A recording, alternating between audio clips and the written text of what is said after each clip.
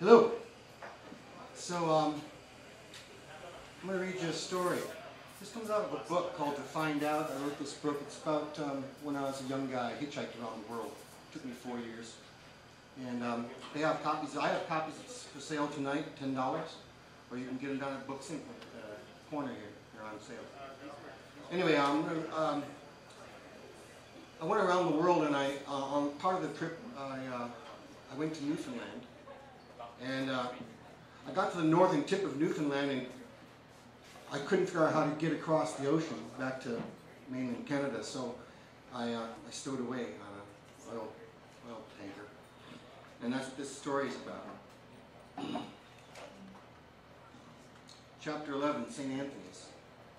I hitchhiked west all day till I came to where the only road east met the only road north to south.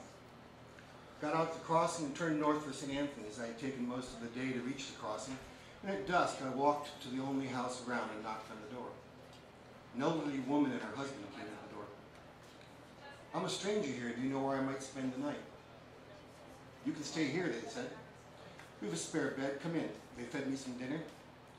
"You'll be about the same age as our Timothy," said the woman, smiling. I slept in an old bed with clean sheets and a lovely old Scottish quilt.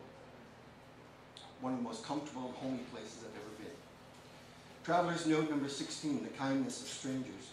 Try as I might, I never could tell who would offer to help me or when they showed up. Luckily, the world is peppered with people who, without knowing why, will step forward to give you a hand. It was this phenomenon that made travel worthwhile. In the morning, I headed for St. Anthony's. I ended up in a small fishing town at night, found an old shed by the harbor, and fell asleep, listening to the water lapping at the shore. I woke early. After asking around, I found a family who knew a trucker headed for St. Anthony's. That very morning, I stayed, had some fried eggs for breakfast, and rode with the trucker through the afternoon. When I arrived at St. Anthony's, I went out to Lanza Meadow to have a look at the archaeological diggings. Then I hiked to the top of a small hill for a look at the sea. I could make out some bright blue icebergs far out from land. I wasn't going back the way I'd come. I would find a sea passage back to mainland Canada. I walked down to the harbor. A small oil tanker lay out at the end of the dock. Strode out of the gangway, stepped aboard. I didn't know where she was bound, but I was about to find out. "Where's your chief engineer?" I asked, and I made my way along the narrow corridor that ran the length of the ship. Most of them spoke French, and they shrugged and looked me over. They all pointed forward, and I continued on towards the bow. At last I found the bridge and the chief engineer. "Where are you bound?" I asked. "Quebec," he said. "Who are you?" "I'm Steve Cavin. I'm an American, and I'd like to work on your boat in exchange for passage." "No," he said flatly. "But I've hitchhiked all the way from St. John's, and I'm trying to make it all the way across Canada," I said with enthusiasm. "No," he said again. "But I'm a good hard worker, and you'd not have to pay me anything, and..." "No," he said. He looked at me squarely. "Unions and insurance being what they are, there's no place for you here. Now, get off my boat and make sure you're not on board when we leave the harbor. Goodbye." And that was it. Well, almost. I turned and began walking aft past the crew's quarters toward the stern of the ship. A young oiler stopped me in the hallway. "You like to go to Quebec?" he said, in the thick French accent of the Quebecois. "Sure," I said. He looked at me with a friendly, conspiratorial grin. "Well, I will help you. Hide your hair in my cabin," said Jacques. He quickly grabbed me, my backpack, and my guitar, and shoved me through the open doorway. In no time at all, I was tucked neatly in the clothes closet, along with the clank and rumble as the boat prepared to get underway. "Keep out of sight," was all that Jacques said. I was going to Quebec after all. Once we were out at sea, Jacques returned to see how I was doing. He was young like me, and he spoke a little English, though not a lot. We were heading for the city of Quebec, not far from Montreal. Most of the trip would be inland through the great seaway of the St. Lawrence River. He brought me food and water, and I slept on one of the bunks in his cabin. A day and a night passed. I began to grow curious. I couldn't see anything from the cabin, and I wondered what was passing by outside. I decided to sneak out and just take a quick peek on deck. I cracked the door ajar. There was nobody in sight. quickly scurried down the corridor, took the first stairway up to daylight. We were cruising along at about 15 knots on a gray-blue flat sea, between Newfoundland and the mainland during the night. Satisfied, I slipped quietly downwards and began into returned to Jacques' cabin. It had been a successful escapade, or so I thought. Later that afternoon, there was a knock on the door. Before I could hide myself, the door burst open, and the first mate and chief engineer strode in and grabbed me by the arms. "Come on," was all they said.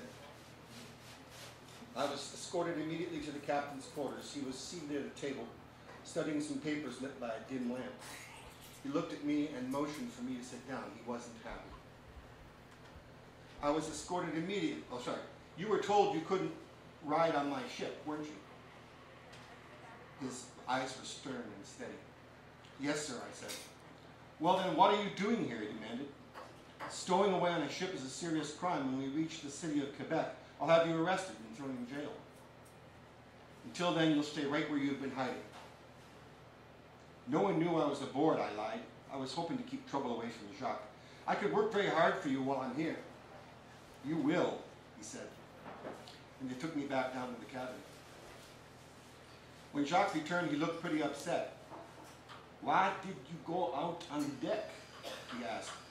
"Someone saw you and now I'm in trouble." "I'm sorry," I said. "It's all right," he said. "I don't blame you for wanting to see. I wonder what the captain will do with you." Well, I didn't have long to wait to find out. That evening, the captain put me to work, washing dishes, mopping floors, and cleaning toilets. I went at it cheerfully and energetically. After all, I'd done work like this before.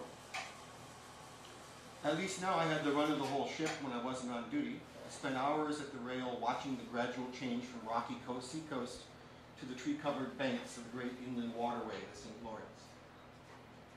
As we neared Quebec City, I considered my options. I could throw myself on the mercy of the captain or the authorities in Quebec, and maybe they'd just let me go. Or I could hide somewhere aboard ship and then sneak ashore after they gave up looking for me. Or I could jump overboard during the night and take my chances swimming ashore. I was still thinking things over that evening when, after supper, the captain sent for me again. Just as before, when I entered his cabin, he asked me to sit down. He tried to look stern, but he had a twinkle in his eye. "You worked hard and behaved yourself," he said. "Tonight we'll be arriving at Quebec." I looked at his face. This was the moment I'd been wondering about. "I've decided to let you go." I nearly jumped.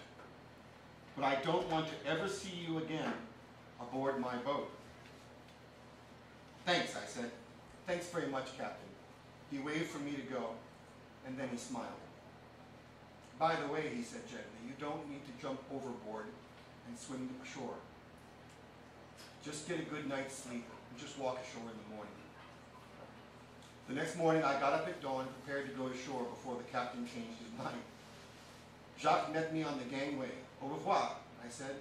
"I don't know how to thank you for everything." "Well," said Jacques slowly with a grin, "I like cognac." I laughed and waved goodbye. "Bonne chance," said Jacques, and I walked ashore and into the city of Quebec.